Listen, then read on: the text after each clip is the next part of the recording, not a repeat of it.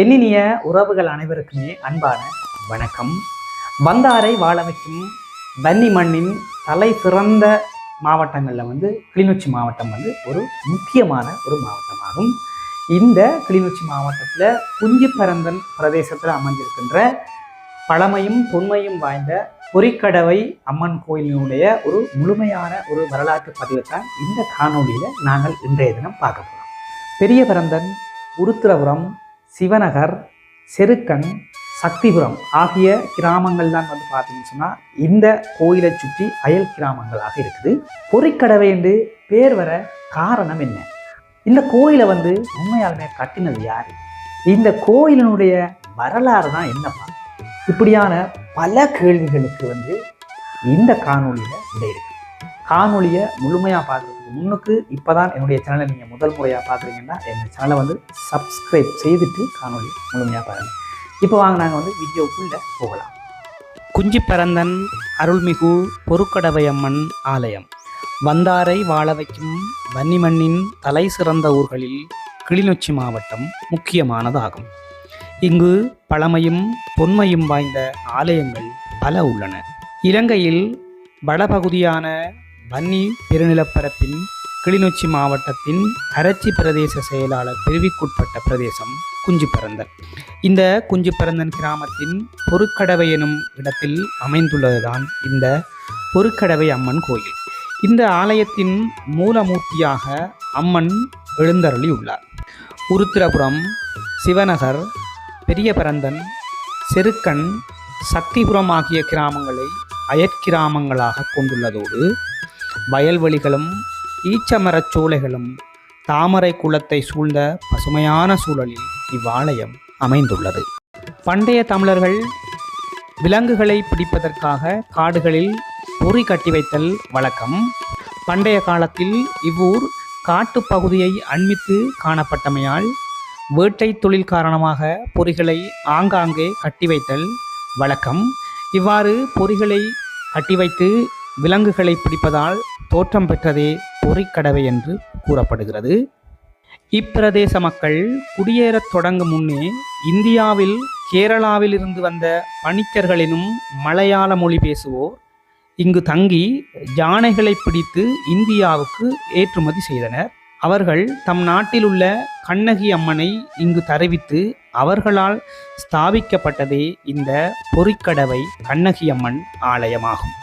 ஓரிரு பணிக்கர்கள் கிளிநொச்சி பெண்களை திருமணம் செய்து இங்கேயே தங்கிவிட ஏனையவர்கள் இந்தியாவிற்கு திரும்பினர். பணிக்கர்களின் பின்னர் கச்சாய் பகுதியில் இருந்து வந்த முக்குவ மக்கள் அம்மனை ஆதரிக்க தொடங்கினர். பின்னர் குஞ்சிப்பரந்தன் உடையார் குடும்பத்தினரிடம் ஆலய நிர்வாகம் சென்றது.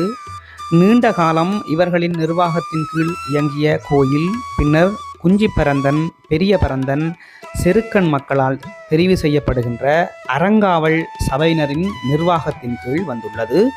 80 வருடங்கள் பழமை வாய்ந்த ஆலயம் 50 வருடமாக இந்த நிர்வாகத்தின் கீழ் இயங்கி வருகிறது. உள்நாட்டு பிரச்சனைகள் பல வந்த போதும் இவ்வாலயம் எந்தவித பாதிப்புகளும் இல்லாமல் இன்று வரை உள்ளது. இவ்வாலயத்தில் அமைப்பானது ஓட்டினால் ஆன ஆலயமாகவே இன்று வரை காணப்படுகிறது. பிள்ளையார், முருகன், நாகதம்பிரான், வைரவர் ஆகிய தெய்வங்களின் சன்னதிகள் அமைக்கப்பட்டுள்ளன. ஆலயம் கிழக்கு நோக்கியதாக அமைக்கப்பட்டுள்ளது. கருவறை, அர்த்த மண்டபம், வசந்த மண்டபம் ஆகியவற்றை கொண்டு இவ்வாலயம் விளங்குகின்றது. வைகாசி விசாக பொங்கல், பங்குனி திங்கள், நவராத்திரி, வரலட்சுமி, ஆடிப்பூரம், அபிராமிப்பட்டர் விழா என்பன சிறப்பாக இங்கு நடைபெறும் விழாக்களாகும். இங்கு ஆடி மாத பௌர்ணமி தினத்தில் பொங்கல் விழா மிக சிறப்பாக நடைபெறும். இக்கிராம மக்கள் தீபாவளி புது வருடத்தை விட அம்மனின் பங்குனி வேள்வியையே பிரதானமாக கொண்டாடி மகிழ்கின்றனர். உலகில் எந்த மூலையில் இருந்தாலும் பங்குனி வேள்விக்கு ஊருக்கு வந்து விடுவர் இக்கிராம மக்கள். பல ஊர்களில் இருந்து மக்கள் வருகை தந்து அம்மனுக்கு நேர்த்திக்கடன் செலுத்துவது வழக்கம். இந்த பங்குனி திங்களன்று ஆயிரக்கணக்கான பக்தர்கள் கற்பூரச் சட்டி, தீமிதிப்பு, அங்க பிரதட்சணை, பல்வகையான காவடிகள் என்பவற்றை எடுத்து நேர்த்திக்கடனை நிறைவு செய்வது கண்கொள்ளா காட்சியாக இருக்கும். விலங்கு விரட்ட பிறந்த பறை, கை விலங்கு ஒடிக்க ஒலிக்கும் பறை, கடைசி தமிழன் இருக்கும் வரை காதில் ஒலிக்கும் பழைய பறை எனும் கவிப்பேரரசு வைரமுத்துவின் வரிகள் வெறும் வார்த்தைகள் அல்ல, ஈழத் தமிழ் மக்களின் உணர்வுகளுடன் இணைந்த வரிகள். இன்றைய காலகட்டத்தில் காணாமல் போய்கொண்டிருக்கும் பறை இசை என்பது பழங்கால தமிழர் வரலாற்றில் அளப்பரிய பங்காற்றியது. அந்த வகையில் இக்கோயிலில் பறை மேளம் அடித்தலும் கலையாடுதலும் இடம்பெறுகின்றன. நோய்களுக்கு கலையாடி திருநீறு போடும் வழக்கம் இன்றும் வழக்கில் உள்ளன. ஆலயத்தின் வழிபாடு ஆகமப்படி இயங்கினாலும் பொங்கலின் போது பறை மேளம் இசைக்கப்படுவதை காண முடிகிறது. அருள்மிகு பொறிக்கடவை அம்மன் தலபுராணம் இவ்வாலயத்தினுடைய முக்கிய நூலாக காணப்படுகிறது. இந்த காணொளி உங்களுக்கு ஒரு பயனுள்ள ஒரு காணொளியாக இருந்திருக்கும். இது நான் இணையதளத்தில் தேடின இதை பற்றின பொறிக்கடவை அம்மன் கோயிலை பற்றின தேடி எடுத்துக்கொண்ட வரலாறுகள்லாம் பெரியவர்கள்ட்ட சிலர்கிட்ட கேட்டுக்கொண்ட வரலாறுகளை வச்சு தான் நான் இந்த பதிவை செய்திருக்கிறேன். இதில் ஏதாவது பிள்ளைகள் இருந்தால் மன்னிச்சு கொள்ளுங்கள். அப்படி உங்களுக்கு தெரிஞ்ச விஷயங்கள் ஏதாவது இருந்தாலும் நீங்கள் கமெண்ட் பாக்ஸில் சொல்லுங்கள். தெரியாதவர்கள் தெரிந்து கொள்வார்கள், நானும் தெரிந்து கொள்வேன்.